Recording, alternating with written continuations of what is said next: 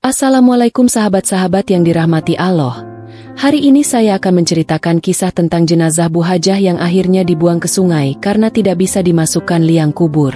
Namun sebelumnya saya sarankan untuk menuliskan sholawat Nabi Muhammad agar kelak sholawat ini menjadi saksi untuk mendapat syafaat di akhirat. Like dan subscribe ke channel ini sangat membantu menyebarkan dakwah Islam dan menjadi amal jariah. Desa Godegan di pinggiran Bantul belum sepenuhnya terbangun saat suara azan subuh berkumandang dari masjid kecil di ujung jalan. Kabut masih menggantung rendah di atas sawah, menyelimuti pohon-pohon kelapa yang berdiri diam seperti penjaga tua. Di sebuah rumah joglo yang tampak lusuh namun terawat, lampu temaram masih menyala, menandakan penghuninya belum tidur semalaman. Hajah Warsih, perempuan sepuh berusia lebih dari 70 tahun, ditemukan meninggal dunia oleh keponakannya, Lela, di ruang tengah rumah. Ia masih mengenakan mukena, duduk bersandar di dinding, seolah tertidur tenang setelah sholat malam. Tapi tubuhnya sudah dingin. Wajahnya pucat, namun senyumnya samar, seperti seseorang yang tahu kapan waktunya pergi. Berita kematian Hajah Warsih menyebar cepat. Dalam waktu 2 jam, para tetangga sudah berdatangan membawa tikar, air bunga, dan bacaan tahlil. Hajah Warsih dikenal sebagai guru mengaji dan tokoh masyarakat yang dituakan. Tak ada yang menyangka kepergiannya akan datang begitu cepat. Ia masih terlihat sehat dan kuat seminggu lalu. Bahkan masih ikut rapat persiapan Maulid Nabi di Langgar Desa. Jam 11 siang, persiapan pemakaman dimulai.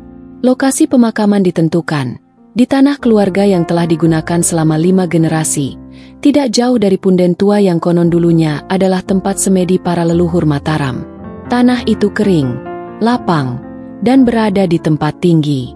Sempurna, kata Pak Modin, untuk mengantar orang salehah ke peristirahatan terakhirnya. Namun sejak cangkul pertama menembus tanah, ada yang ganjil. Bunyi logam menghantam batu terdengar nyaring. Padahal tanah itu tidak dikenal berbatu. Lubang yang digali baru setengah meter, lalu tiba-tiba longsor ke dalam. 2 penggali nyaris terjebak. Coba lagi, gali ulang. Tapi kejadian serupa terulang. Tanah amblas seperti menolak digali. Shovel yang digunakan patah, dan cuaca mendadak berubah. Awan hitam bergulung di atas kepala meski ramalan cuaca menyebut hari akan cerah. Warga mulai berbisik-bisik. Sebagian mundur perlahan dari lokasi makam. Lela menggigil. Ia merasa ada yang memperhatikan dari balik pohon-pohon pisang. Bayangan putih, berdiri tegak, lalu lenyap saat dicari. Seseorang berkata pelan, seperti tak ingin didengar, tapi cukup untuk memancing kecemasan. Tanahnya menolak. Pak Modin berusaha menenangkan semua. Ia meminta untuk mencoba menggali di sisi yang berbeda. Tapi saat upaya ketiga dilakukan, langit benar-benar berubah. Angin kencang berputar dari arah Sungai Progo. Petir menyambar, dan tenda kecil tempat keluarga duduk berhamburan diterjang angin. Seorang nenek tua yang ikut menabur bunga pingsan mendadak. Tubuhnya kejang-kejang dan mulutnya berbicara sendiri dengan bahasa Jawa Kawi yang tak dipahami siapapun. Hari beranjak sore. Jenazah Hajah Warsih masih terbujur di rumah. Mulai mengeluarkan bau halus meski disimpan dengan es batu. Lela mulai menangis. Beberapa warga menyarankan agar dibawa ke pemakaman umum saja. Tapi entah kenapa, tubuh Hajah Warsih terasa berat saat diangkat. 4 orang mengangkatnya, tapi tubuhnya seperti terhenti di ambang pintu rumah. Tak bisa melewati ambang kayu ukiran lawas yang disebut-sebut berasal dari masa Pakubuwono II. Akhirnya, keputusan itu muncul. Seseorang berkata dengan suara pelan, tapi jelas, kalau tanah menolak, mungkin sungai akan menerima. Tak ada yang berani menyanggah. Langit Yogyakarta menghitam sebelum malam datang. Burung-burung enggan kembali ke sarang, dan angin membawa bau anyir dari arah barat. Sekitar pukul 5 sore, jenazah Hajah Warsih diangkat oleh 6 laki-laki dewasa. Tidak dibawa ke pemakaman, melainkan menuju ke arah Sungai Progo. Perjalanan sunyi. Tidak ada suara tangis. Tidak ada bacaan tahlil. Hanya langkah kaki dan desir dedaunan yang terganggu. Penduduk desa mengiringi dengan raut ragu, seakan menyadari bahwa yang mereka lakukan bukanlah hal yang benar, tapi sudah tak tahu harus bagaimana. Sungai Progo sore itu terlihat lebih lebar dari biasanya. Arusnya pelan, tapi airnya pekat kecoklatan, seperti menyimpan sesuatu. Di tepian, Lela memegangi tangan ibunya yang terus gemetar. Beberapa orang masih mencoba membujuk agar jenazah tetap dimakamkan seperti biasa, tapi suara mereka tenggelam oleh keputusan yang sudah bulat. Semua ingin terbebas dari ketakutan yang membayangi sejak pagi. Pak Modin berdiri di batu besar yang menjorok ke sungai. Ia membaca doa perlahan, hampir tak terdengar.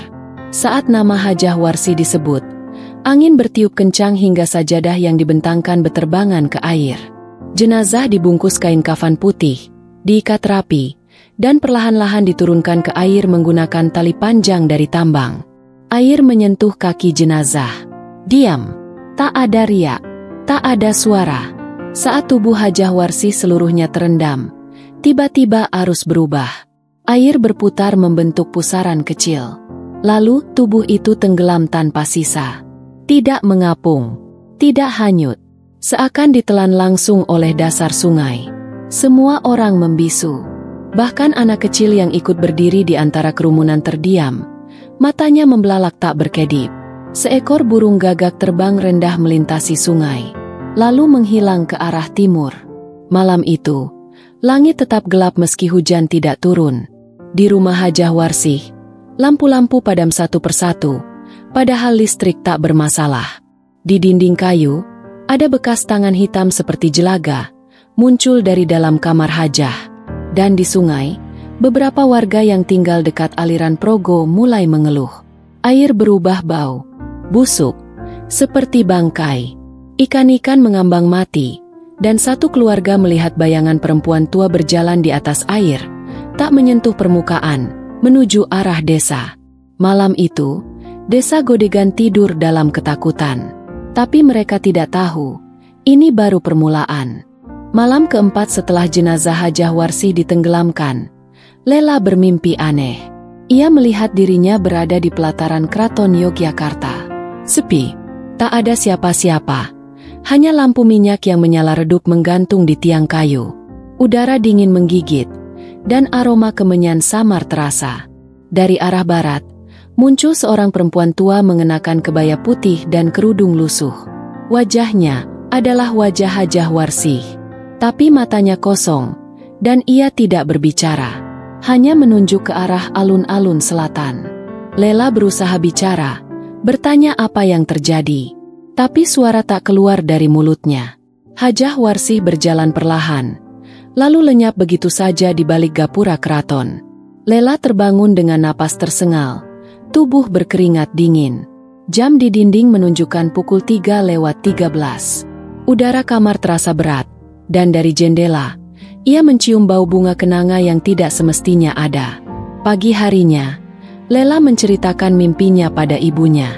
Tapi sang ibu menanggapi dingin, bahkan terlihat marah. Jangan ungkit-ungkit soal itu lagi. Sudah selesai. Tapi malam berikutnya, mimpi itu datang lagi. Kali ini, lebih panjang. Dalam mimpi, Lela melihat sungai Progo kering, menyisakan dasar sungai yang retak. Di tengahnya, ada gundukan tanah berbentuk makam, dan di atasnya berdiri seseorang berpakaian seperti prajurit keraton. Sosok itu berkata pelan namun tajam, "Sing gawe lara, kudu gawe waras. Sing nyimpen, kudu embuka." Perkataannya bergaung di kepala Lela bahkan setelah ia terbangun. Kalimat itu adalah bahasa Jawa halus yang berarti, siapa yang menyebabkan luka, harus menyembuhkan. Siapa yang menyembunyikan, harus mengungkap. Lela tahu, ini bukan mimpi biasa. Ia mulai mencari jawaban. Ia pergi ke pendopo desa, menemui Pak Modin. Tapi pria tua itu tampak gugup, bahkan menyarankan agar Lela melupakan semuanya dan fokus membaca Yasin untuk almarhum. Tapi Lela tidak berhenti di situ. Ia pergi ke perpustakaan kecil milik Pak Darso, seorang pensiunan guru sejarah yang dulu juga kenal dekat dengan Hajah Warsih.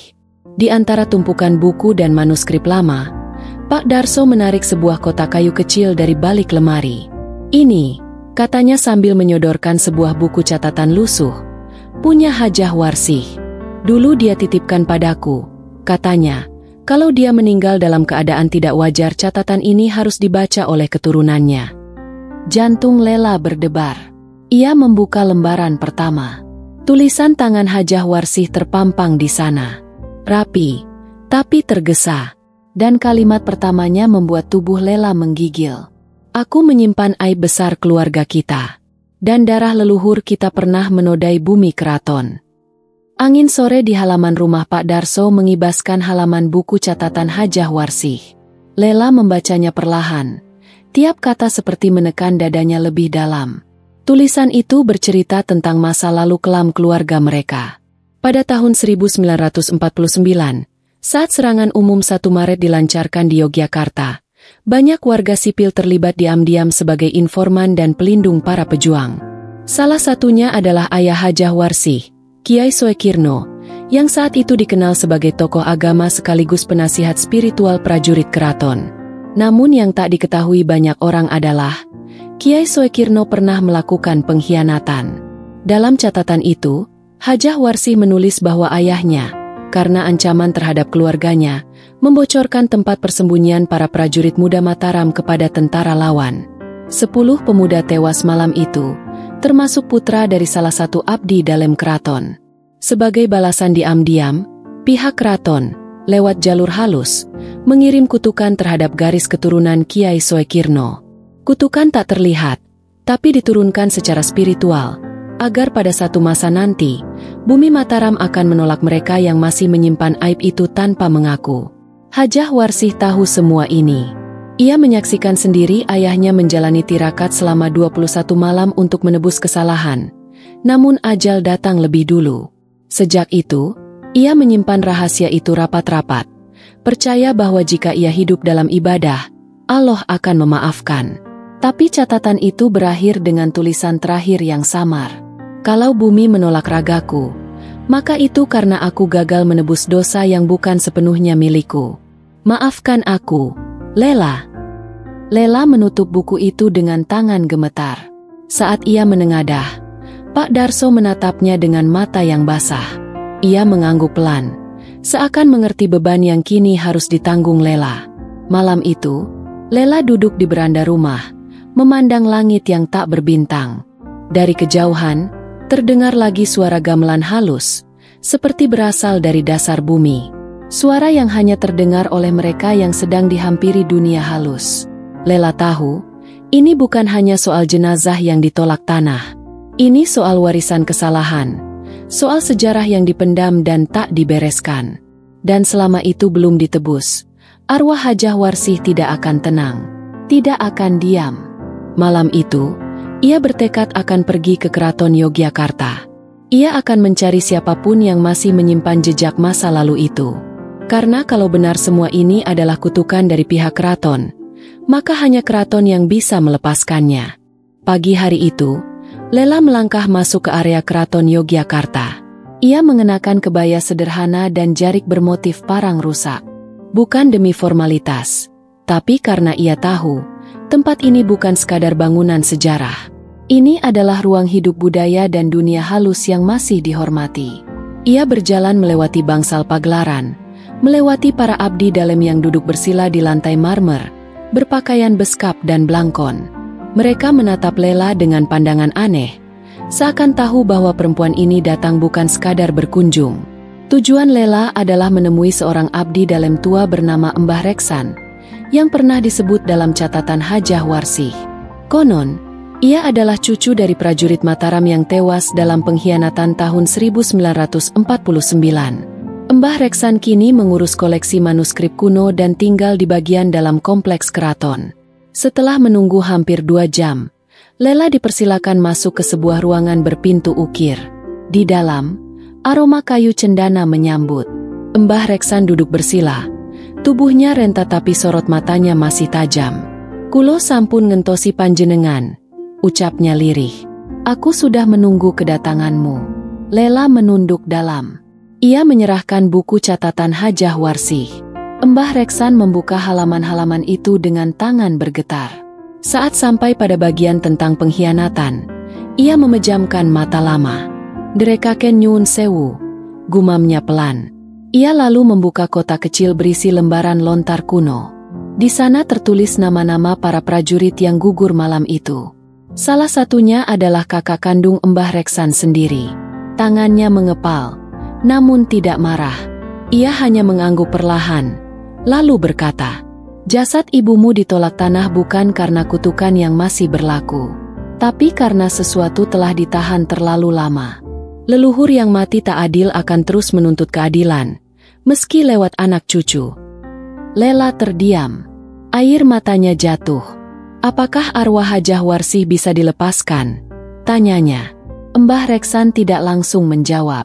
Ia berdiri, mengambil sebilah keris kecil dari rak pusaka. Ujung keris itu menghitam. Tandanya pernah digunakan untuk menolak bala. "Panjenengan kedah nyuwun pangapura nang tempat asal dosa iku terjadi. Bukan di sungai, tapi di titik di mana darah pertama tumpah. Lokasine, ana ing alas bekas markas gerilya, sebelah selatan dusunmu." Lela mengangguk. Ia tahu tempat itu. Hutan kecil yang dianggap angker, disebut sebagai alas petilasan. Sebelum ia pergi, Mbah Reksan memberikan segenggam bunga telon dan secari kertas berisi doa dalam aksara Jawa kuno. "Sampaikan ini pada leluhurmu. Kalau diterima, angin akan berhenti sejenak. Kalau tidak, jangan lanjutkan." Lela kembali ke rumah dengan perasaan campur aduk. Tapi satu hal pasti, malam ini ia akan pergi ke tempat darah keluarganya ditumpahkan. Sendirian. Langit malam mulai gelap ketika Lela sampai di pinggir hutan kecil yang disebut warga sebagai alas petilasan. Letaknya terpencil, di balik hamparan kebun tebu dan rumpun bambu yang membentuk lorong alami menuju kegelapan. Tak banyak yang berani masuk ke dalam hutan itu, apalagi selepas maghrib. Alas petilasan bukan sekadar hutan tua. Ia adalah saksi bisu dari masa-masa kelam perjuangan dan pengkhianatan. Orang-orang tua desa percaya bahwa tempat itu menyimpan energi dari jiwa-jiwa yang gugur tanpa keadilan. Suara-suara aneh kerap terdengar, dan binatang pun enggan mendekat saat malam. Lela melangkah dengan langkah mantap, meski jantungnya berdegup tak karuan. Di tangan kirinya ia membawa bunga telon dari Mbah Reksan, dan di tangan kanan, selembar doa yang telah dihafalkannya dengan cermat. Di pinggangnya terselip keris kecil, bukan untuk melawan, tapi sebagai tanda permohonan perlindungan. Udara di dalam hutan berbeda. Lebih dingin, lebih berat. Daun-daun seakan diam tak bergerak. Tak ada angin, tak ada suara burung malam, hanya detak jantungnya sendiri yang terasa. Setelah berjalan sekitar 20 menit, Lela tiba di sebuah tanah lapang kecil, dikelilingi pohon-pohon besar. Di tengahnya, ada batu pipih berlumut yang bentuknya menyerupai altar. Ia tahu, inilah titiknya. Titik darah tumpah. Disinilah 10 prajurit muda tewas karena pengkhianatan yang melibatkan darah keturunannya. Lela meletakkan bunga telon di atas batu itu. Lalu, ia duduk bersila, menundukkan kepala, dan membaca doa yang diajarkan Mbah Reksan. Kalimat demi kalimat meluncur dari mulutnya. Bahasa Jawa Kawi, lirih namun penuh makna. Ia meminta maaf atas nama keluarganya, atas nama Hajah Warsih, atas nama darah yang tak bersalah. Tiba-tiba, angin bertiup kencang dari 4 penjuru. Bunga telon beterbangan namun tak jatuh ke tanah. Mereka melayang perlahan, seperti di bawah tangan-tangan tak kasat mata. Lalu, semuanya hening, teramat hening, samar-samar. Lela mendengar suara gamelan dari arah pohon beringin. Suara yang sama seperti yang ia dengar dari mimpinya. Tapi kali ini lebih jelas. Dan dari balik kegelapan, sosok-sosok putih berdiri berjajar. Wajah mereka muda, bersih, dan tenang. Salah satu dari mereka mengangguk pelan, lalu menunjuk ke arah barat. Ketika Lela menoleh, ia melihat bayangan Hajah Warsih berdiri di pinggir cahaya remang. Tak lagi tua, wajahnya muda, seperti dalam foto-foto zaman dulu. Ia tersenyum, lalu memutar badan, melangkah masuk ke dalam gelap yang damai. Dan saat itu, angin berhenti. Udara menjadi hangat. Daun-daun bergoyang pelan seperti mengucapkan selamat tinggal. Lela tahu, arwah neneknya telah diterima. Namun, Sebelum ia pergi, dari balik semak, terdengar suara tawa kecil. Seperti suara anak-anak, tapi kosong. Lela memicingkan mata. Tak ada siapa-siapa. Ia memutuskan untuk segera keluar dari hutan. Namun di langkah terakhirnya sebelum meninggalkan batas alas petilasan, ia mendengar satu kalimat pelan dibisikkan langsung ke telinganya. Masih ada yang belum selesai. Hari-hari setelah ritual di alas petilasan terasa jauh lebih ringan bagi Lela. Udara di rumah tak lagi pengap. Malam-malamnya kembali sunyi, dan suara gamelan tak pernah terdengar lagi. Ikan-ikan di sungai pun mulai kembali, begitu kata warga. Bahkan pohon belimbing tua di belakang rumah Hajah Warsih yang sebelumnya kering, kini berbunga. Namun satu hal tetap mengganggu. Kalimat yang dibisikkan di batas hutan, masih ada yang belum selesai. Lela mencoba mengabaikannya. Tapi tiap malam, ia merasakan tatapan yang tak terlihat. Bukan dari arwah neneknya, tapi dari sesuatu yang lain. Seolah ada yang mengawasi, menunggu. Suatu malam, ia memutuskan membuka kembali kotak catatan Hajah Warsih. Di antara tumpukan kertas, ia menemukan amplop kecil berwarna kecoklatan yang belum pernah ia lihat. Tidak berisi tulisan, hanya selembar foto lama. Dalam foto itu, ada 5 orang. Hajah Warsih muda, Kiai Soekirno, seorang pria yang tidak ia kenali, dan 2 anak kecil. Tapi yang membuat bulu kuduk Lela berdiri, adalah wajah salah satu anak itu, sangat mirip dengan dirinya. Di balik foto, tertulis dengan tinta pudar, "Anak yang tidak pernah kembali. Maafkan kami." Lela mencari tahu lebih jauh, dan menemui Pak Darso kembali. Setelah melihat foto itu, wajah Pak Darso menegang. "Lela, kamu belum tahu semuanya. Hajah Warsih punya adik perempuan. Ia menghilang saat masih kecil, tak lama setelah peristiwa pengkhianatan itu. Nama anak itu, Narti. Konon, Narti disembunyikan oleh Kiai Soekirno karena ia lahir dari hubungan rahasia dengan seorang prajurit Mataram yang gugur. Demi menutupi aib, anak itu diserahkan pada seorang dukun tua di dusun sebelah dan tak pernah kembali. Tidak ada yang tahu apa yang terjadi padanya. Hanya bisik-bisik warga yang mengatakan, anak itu diambil oleh dunia lain karena tidak diakui darahnya. Lela mengerti sekarang. Yang belum selesai bukan hanya soal Hajah Warsih, tapi soal Narti, anak kecil yang dihapus dari sejarah keluarga. Dengan bantuan Pak Darso dan Mbah Reksan, Lela mendatangi dusun tua itu. Rumah dukun yang dulu tinggal di sana sudah hancur, tapi warga tua di sekitar masih mengingat sesuatu. Mbak Narti dulu sering lari ke sungai, ngobrol sendiri, kadang nyanyi lagu Jawa kuno yang gak pernah diajari siapapun. Satu warga menunjuk sebuah pohon beringin kecil di dekat sungai Cabang Progo. Dulu terakhir dilihat di situ. Setelah itu hilang, gak pernah ketemu.